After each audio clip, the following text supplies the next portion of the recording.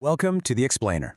Today, we're diving straight into a special investigative report on a palpable tension that's threatening to shake the very foundations of professional tennis.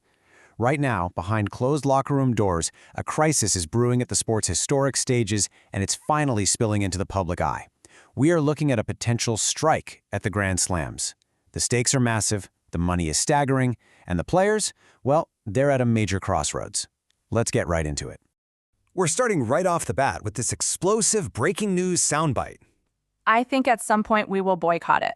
I feel like that's going to be the only way to kind of fight for our rights. Now, that is not some anonymous source. That's the world number one, Aryna Sabalenka. When the top-ranked player in the world drops the word boycott, you know the situation is escalated from quiet grumbling to a full-blown public standoff. Section 1. The Grand Slam Strike Threat. Section 2. Following the money. So, to really understand this unprecedented threat, we've got to follow the money. Up until recently, players have been incredibly quiet about the whole idea of strike action, but that dam has officially broken over prize money and revenue sharing. We start with this number, 20%. Now, to be completely impartial here, tournaments are stepping up their financial commitments. The financial pot at last year's U.S. Open rose by a very substantial 20%.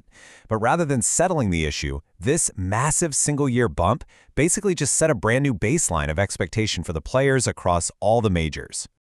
And that momentum, it absolutely continued into the new year. In January, the Australian Open followed suit with a nearly 16% financial increase of their own. So you have two of the four Grand Slams setting a precedent of double-digit percentage growth in player compensation.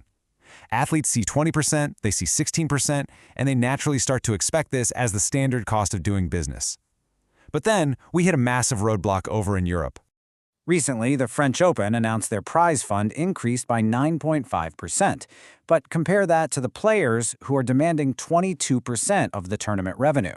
That gap between 9.5% and 22%, that's exactly why leading players expressed deep disappointment on Monday regarding Roland Garros. The players feel entitled to that 22% share, and this specific mathematical disparity is the real flashpoint for these current boycott threats. Section 3. The locker room divide. Now, you might think with these serious financial demands, players are moving as a monolith, but they definitely aren't. The sport's biggest stars are completely philosophically split on how to respond. On one hand, Aryna Sabalenka states bluntly, the show is on us, arguing that without the players, there literally is no entertainment. It's a highly business-driven mindset. Conversely, British star Emma Raducanu takes the complete opposite stance, saying she would not be a part of a boycott. To her, the majors are tennis. Playing these historic events gives you something money just cannot buy.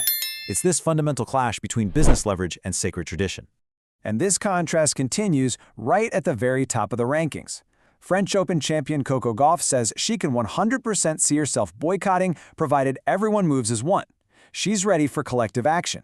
Yet, Wimbledon champion Iga Swiatek kinda pumps the brakes. Swiatek absolutely supports the call for more money, but she calls boycotting a bit extreme, preferring proper discussions and negotiating directly with the governing bodies.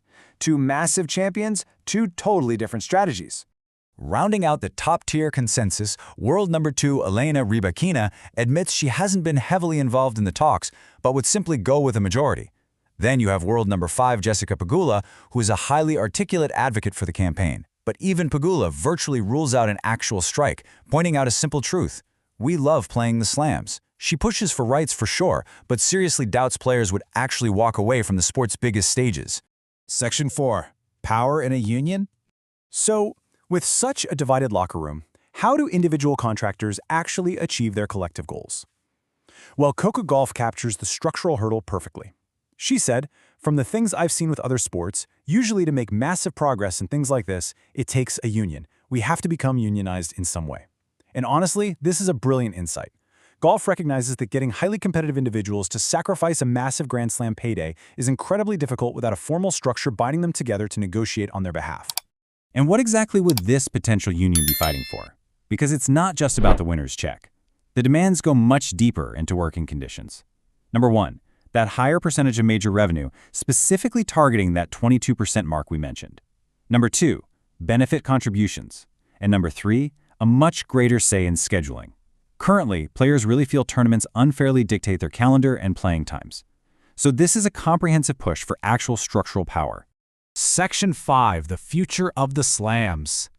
There is a very real urgency here, folks. Wimbledon is preparing to announce its prize money next month. The governing bodies and players are clearly on a collision course, which brings us to the ultimate question. Will the players actually strike? The financial frustration is incredibly real, but can you pull off a successful boycott when stars like Raducanu won't participate and advocates like Pegula doubt anyone truly wants to skip a slam? It requires a level of absolute solidarity that tennis, which is historically a highly individual sport, has rarely, if ever, seen. I want to leave you with this final provocative thought. Who holds the ultimate power here? Do the historic tournaments hold the leverage because they offer a legacy that money literally can't buy? Or do the individual athletes hold the power? Because without them, there is no show. We are watching the shifting balance of power in modern sports play out in real time. Thank you so much for joining me for this explainer. Keep an eye on those prize money announcements because the next move in this high-stakes game is just around the corner.